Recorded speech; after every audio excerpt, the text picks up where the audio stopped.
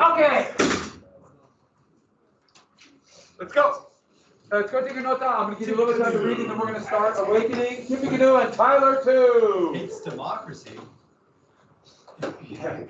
That's an understatement. Northern Whigs and Southern Whigs had only one thing in common. They hate democracy. Oh yeah, because it wasn't South. Northern hated more democracy with Andrew Jackson. All right. So, a couple more things about Islam. I'm going to give you a little bit of time to read. What do we have tomorrow? A quiz on what? 1 and 2. Yeah, all the sections 1 and 2 in the book from every chapter. Okay, so it'll be a little variety, but it should be a lot of fun. How many questions? No more than 1,000. No more. I can promise you there'll be less than 1,000 questions. And you can take that to the bank. Huh? Fill in the I'm blank. not your boss. Anyway, All right, so you skipped yesterday too. Ooh.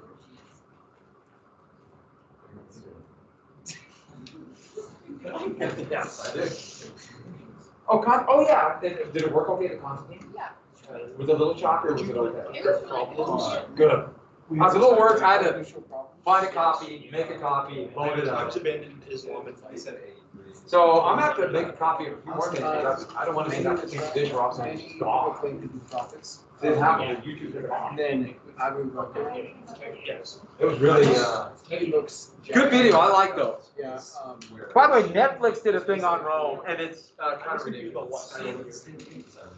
There's a historic element, but it's basically just ways to show already material. Okay, so where do we get in here? We got to who was the first successor? Depends on if you're a Sunni or.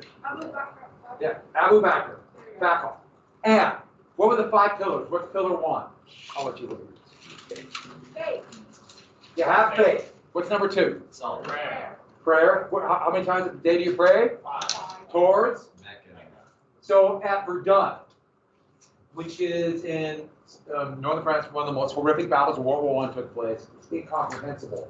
The carnage there. There's a massive gravestone. And I'll show you my picture later on, but it just of the gravestone. And there's a massive cemetery there, and they have, since most of the French soldiers, most of the French who fought there were Catholic, and they have a cross. But for the thousands of Muslims who fought because they were French under the French colonial rule, and they basically forced them to go fight up there, they have a crescent moon, which actually isn't a symbol for Islam. It was just an old Ottoman symbol, but they kind of rolled it in. It was one of those. But they have all of them there, and all the crosses face the ossuary, the big mausoleum, except for all the crescent moons. They face a little bit off at an angle towards Mecca. Every single one. So I'll show you my pictures when we get there. But I just thought about that. It fits in with the Hajj. I just thought that was Are the graves also facing that way? just Just the headstone. All the graves are facing. I get my directions right. They're facing actually a little bit east towards where the mausoleum is. It's Verdun is. That's a great place to go. And what's 3rd? Alms. Number 3. Alms. What's 4? Fasting. What's it? Say it again. Fasting. Fasting, Ramadan. And 5? Hajj. The Hajj, which is a trip to Mecca. And so, then we got the different groups. I should put that out. By the way, Tiffany Canoe and Tyler too, everybody. Do Muslims get like free passage to Mecca? Like Jews get passage to Jerusalem? Free passage of the trip paid for? Yeah. No. Very honestly. And not all, for Jews it's pretty complex, especially for young people. But my nephew who's Jewish, You don't want that. he got a That's the trip. picture of manifest. Actually, And that's. they went, but God. since their parents were doing fine, they gave the money to the foundation. Oh, to pay okay. for it. Yeah. But he still went free. Okay. Travis? 10. You got the. So what did Concord? Oh, we didn't get the Concord people. We got the successor. Do we get to hear the Caliph, Caliphate? Yeah, we got to initial probably. Do we get to this? Yes. Oh, we're right to Holy War. Jihad. Very good. And so we just did a few notes yesterday. But the big thing is, they didn't want to pay the taxes. So let's go ahead and get to what happened. They got the issues with the secession, the people of the book. And there's going to be kind of this civil war all through this area. And Abu Bakr died in 634. And by then, they had regained, for the most part, control of most of the Arabian Peninsula. There weren't that many people there. Populations can't be big if it's a desert. But they controlled, especially along the trade routes of the oases. Once you control the oasis, you control Arabia. You will control it. And so we're talking generically the Aryan green, dark and light green. And we're right on the edge of explosion. An explosion and big change. Oh, it should happen. Jerusalem is going back and forth between the Byzantines and the Persians, back and forth. And so that is like right in the middle of the center of the fighting, and that battle's still going on, and they're exhausting themselves. It just as Arabia is growing. So, Umar, one of the leaders here, remember the Caliphate, he was one of them here, of the people who knew Muhammad. And don't forget, Ali's the cousin, who Muhammad would adopt and then marry Muhammad's favorite daughter. They had to get a special dispensation because they were brother and sisters by adoption, but so, Umar. Sometimes you see this as Omar, and a lot of people who would be named after this, when they be the name, when they move to English-speaking areas, you see what they call Omar is named after Umar. But this is more proper. And proper, try to get it right, even though I know I mispronounce them and I do not mean to. But he would rule for 10 years. And the big thing they had were incredibly disciplined armies. He had great lieutenants and what we would call generals. And well-led, well-disciplined. They might not have had the discipline of, let's say, the Roman legions. But they fought in a different style, using cavalry, hit-and-run tactics, light units firing arrows. I mean, just, in fact, their archers were considered some of the most dangerous in the world. And their goal became to spread the faith and conquer. So there was a religious element to spread the faith. As they see it, time is running out. So we must, it's our duty to spread the faith to as many people as possible. Well, let's also be clear about it. Let's get some land. Let's get some land. Especially land with that crazy thing called water. Water, as you can imagine, for people who live in the desert or Montana, is an obsession. So, the Sassanid or the Persian Empire, the Byzantine Empire, and they had fought themselves out. They were pretty decrepit. They were relatively weak. They're ready to be attacked just at this right time. This is a painting from about 800 of Arab armies. So, their empires crumbling, maybe not like to disappear, but they were definitely in trouble. You know, the Eastern Roman Empire, the Roman Empire has been around for a very long time. And so they were on the edge of being defeated, weakened. Now, they're having kind of a renaissance, but I'll get to that in just one second. But they were reliant way too much, just like the Roman Empire we told about before, on mercenary armies. Remember I talked about one of the declines of the Roman Empire was when the soldiers quit having this idea they're fighting for Rome and we're all Romans together to let's get some money. Well, that's what you're having for much of the entire time of the Eastern Roman Empire. You would have these mercenary soldiers and a few very heavily armored knights, cavalry. Copying the Persians had that. Those are the first ones, all armored cavalry. Heavy soldiers, mercenaries. And they got to pay for this. They have to pay for this big armies and the mercenaries. So what would they do? They wanted to conquer these areas so they could squeeze as much taxes from the people they conquer as possible. This is kind of fits with the Romans, and this is what empires do. They don't conquer areas just so they can put their flag on and say, look how big we are. They conquer areas because they have to pay for this conquest, so they got to squeeze the money out. The problem is, you eventually run out, so you need more and more and more. Until eventually it topples in on itself. And by the way, how do they treat the people who live there? Horrifically. And many of them, for example, here the vast majority were Christians. And the Christian Byzantine Empire treated them horribly. Islam offered equality to the poor. They offered something where you will not be mistreated. You're allowed to practice your faith as you want, not the way the Byzantines want. And it's pretty inviting. Looks pretty nice. So, with that, here's the Byzantine Empire at its greatest extent. You know, I just want to give you an idea. That's right when the plague hit. So they didn't reestablish much of the Roman Empire. But in 630, there's a new emperor, Heraclius. And there's the coin of Heraclius and his wife. I thought that was pretty funny, so I put that coin in there. And then she's, okay, it's hard to make coins. Well, he had reestablished much of the empire. This is where he started, but they would eventually get this strip here, all the way into Egypt. So he's reestablishing it, taking it back from the Persians. There's kind of a renaissance of the Byzantine Empire. And he's feeling very confident. And so he looks at these upstart Arabs coming from the south and figures they won't be able to handle the Roman legions. And he really believes he can knock them out.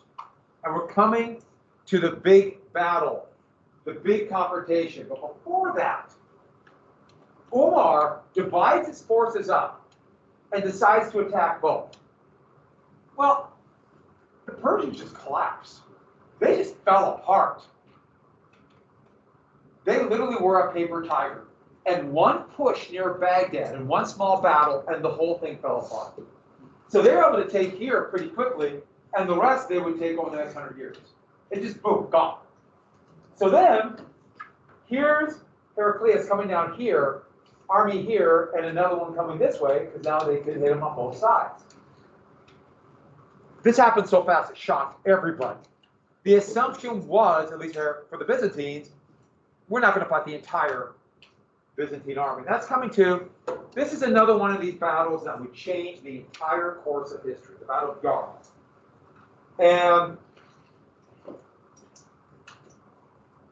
here's Heraclius coming down here. Here are the Arab armies coming right here. And the battle's going to be fought in present-day southern Syria. This is a lithograph, or I'm sorry, a painting, and this is from about 900 CE. So this is after the battle. And here you can see the Byzantine, they draw more like European knights. I always find the comical barrel-shaped helmets, but that's a lot of them had. And fighting a little bit stylized, but always with a turban. And you'll see for African, Arabian, European drawings for 2,000 years almost. Whenever they show someone from Africa or Arabia, they'll have a turban. It's just the way they did it. And this battle was an absolute disastrous defeat for the Byzantines. Both armies were relatively even in size, but the mercenary armies, when it got bad, a couple of the mercenary armies fled. There were Greek soldiers who disappeared from the battlefield. Arabians who fought with the Byzantines switched sides, and it happened so fast that the army fell apart, a horrible defeat, and Heraclius would spend the next 8 years just literally battling in Constantinople in disbelief of what happened. Just could not believe what happened. He really thought they were going to knock them out, and he will reestablish the Roman Empire again. I should add the plague came. The plague kept coming back every 100 years as I wear a mask. So with that, this is a hinge moment. Because once that happened, the Byzantine Empire went from being on the edge of reestablishing the Roman Empire to basically being a very localized empire. Here. That's the Byzantine Empire. There'll be a few times where they'll stretch out into here, a little bit in here, a couple times in North Africa, but that's it. They're basically becoming it's going to be a Greek empire right here, even though they're still going to call themselves Romans. And within 100 years, the Byzantines are going to try to besiege and take it. In fact, they're going to try many times to take it. So, and then soon after that, you can imagine what happened. After Yarmouk, the Arabs, okay, they did attack into here, and the Byzantines built it. There's a whole line of castles. I guess they're really cool. In the mountains right here. But they spent the next few years and they took Egypt. And the big reason they were able to take Egypt, the majority population in Egypt at that time were Christians. But they said, we'll treat you better. We'll treat you better. So that's what they did. And so with that, you're doing all that. I'd yell at somebody for having a phone out today. So now I'm very irked about it. I thought you were looking at the phone. I know you weren't. But I apologize. But I know I'm more patient for that. So, by 867, the Arabs are going to sweep all the way into here and up into Spain. It happened so fast, it's almost mind-boggling.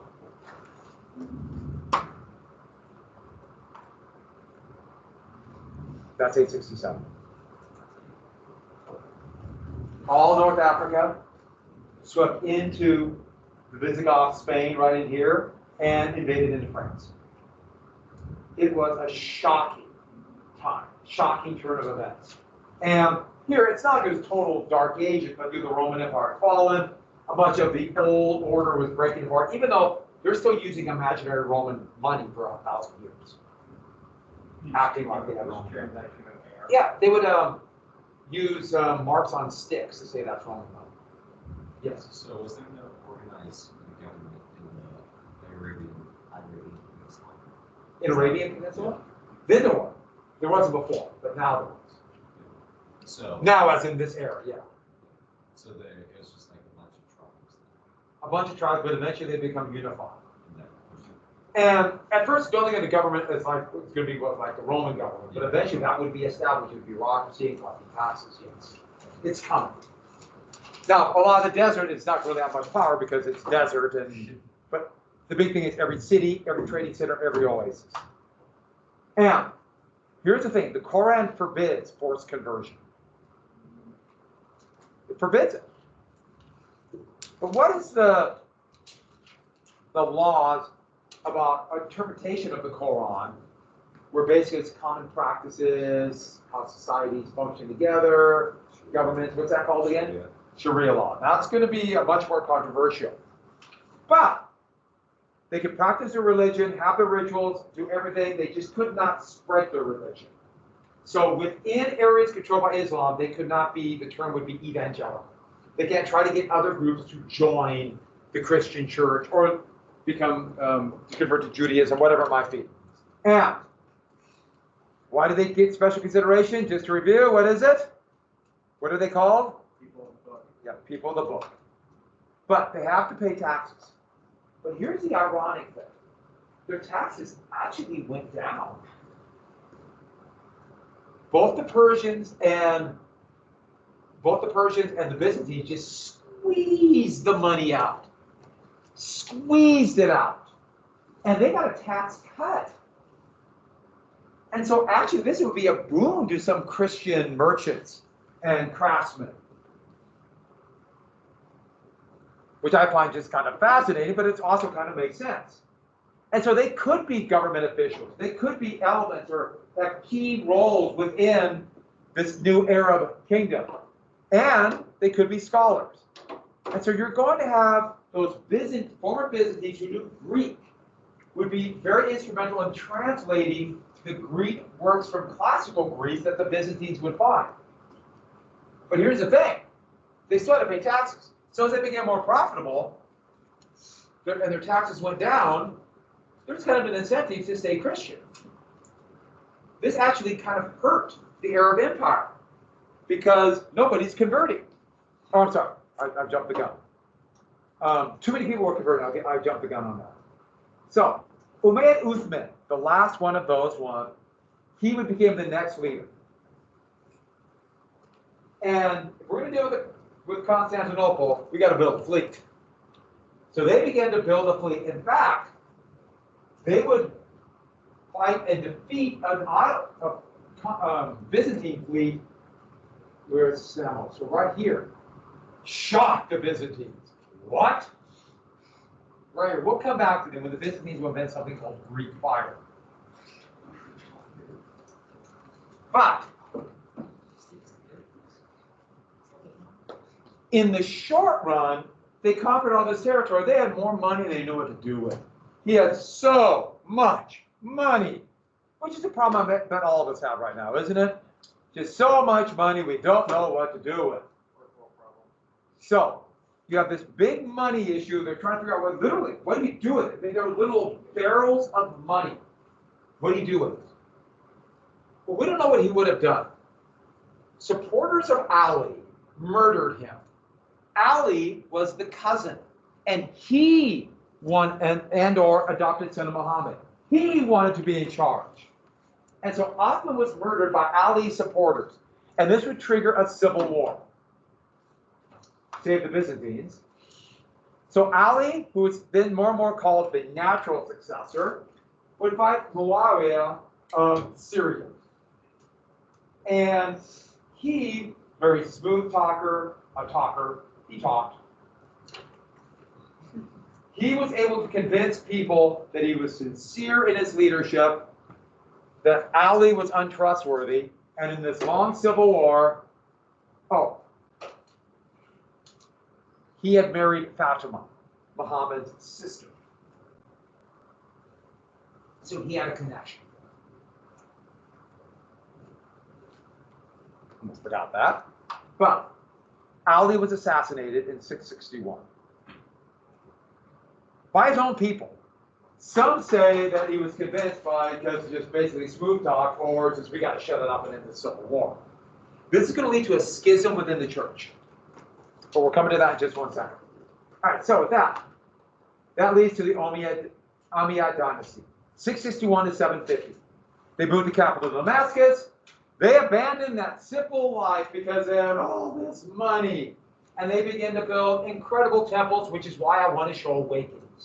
Because they show what the Arabs were able to build. It's mind-boggling. And a few more things. Oops. That's the temple in Syria. They had all this wealth. And so, we'll do the Sunni shift on Monday. Okay. Yeah. I'll go back one slide. Okay, this is what we're going to do. We're going to start Awakenings and also give you a little bit of time to read. So I'm going to give you right now, if you have your textbook or want to quick look it up online so we can really slow the internets down, I'll give you 10 minutes to read while I hand the worksheet out. Sound good? Did I go back? I thought about going back. No, you did. Thank you. By the way, today in class, in my 3 American history classes, I was able to pull out the finger puppet. Davy Crockett. So go to everyone, if you need to look on the phone, you want to see me doing my ventriloquism? You want to see it? Yeah. You want to see it? You cannot see my lips move. Are you ready? Ready for it? Hi, I'm Davy Crockett. Good, huh? Wasn't that good? That's amazing. Yeah. I was born on a mountaintop in Tennessee. Now take the mask off and do it. Huh? Now take the mask off. I don't have to show off. Okay, so, and by the way, what else do we know about all people from the 19th century? Had magnetic fields. Magnetic heads, yes. So wait, so they're ancient robots. Hi, I'm Thomas Jefferson. Different voice? I mean, it's hard. I'm Thomas Jefferson. Click on the PDF. So give me a- You don't have to wait for the load. Yes. What are the puppets? It's under Western Civ Empire Faith Messenger. And it's Oh, that's what I wanted. Section 2 is a doozy. It's so long. And I have no idea why I left the tags on, but why not? It actually is hard to know who they are. Isaac Newton. He invented gravity. Before that, we just all kind of flew off into space.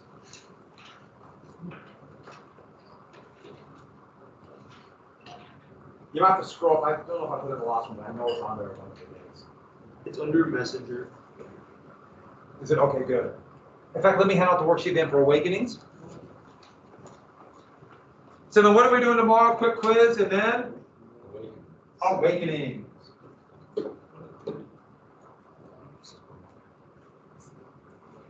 I have 10 questions, Oh, you're going through. I think. Those quiz. 9 or 10 questions. Lots of things. And apparently you can't log into the school website with the school. More? In Dallas, Texas. I think it's. It's weird.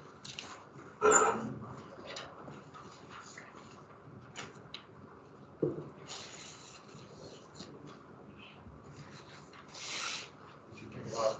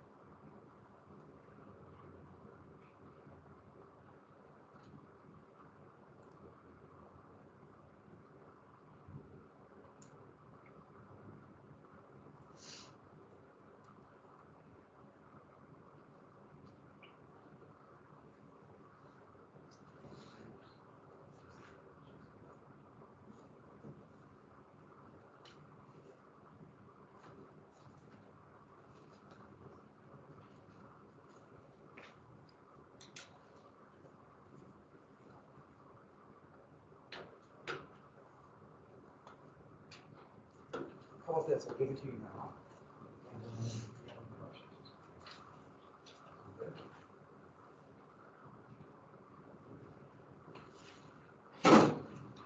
Take that.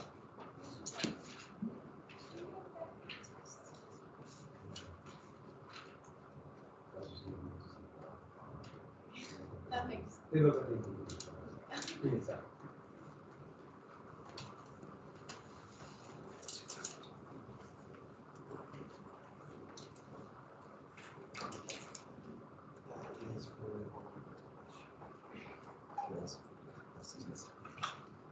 I got Alexander, Eliza's, Dylan is at home, Chase is gone.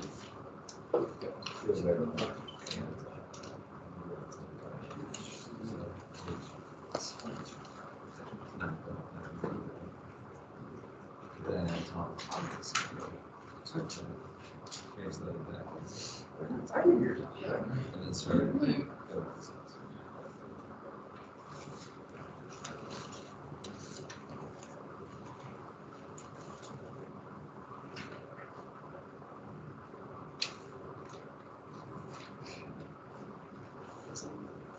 He wasn't after what he must. Take yours though.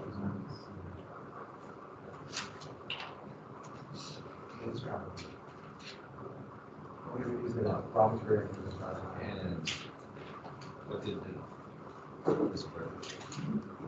What's that?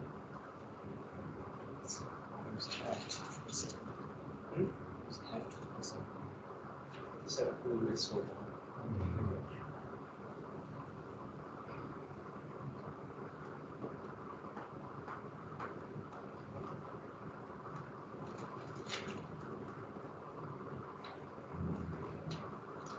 I was walking. I know I shouldn't do it, but I do it.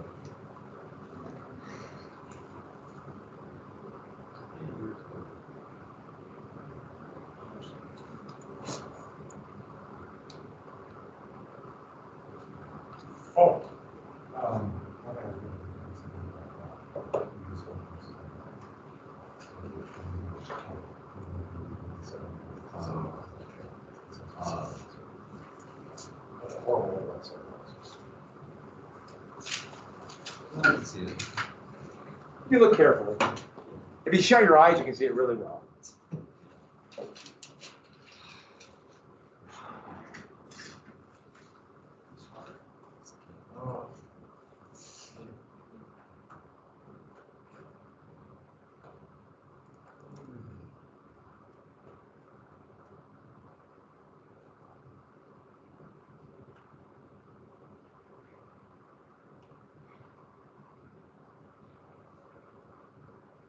Um,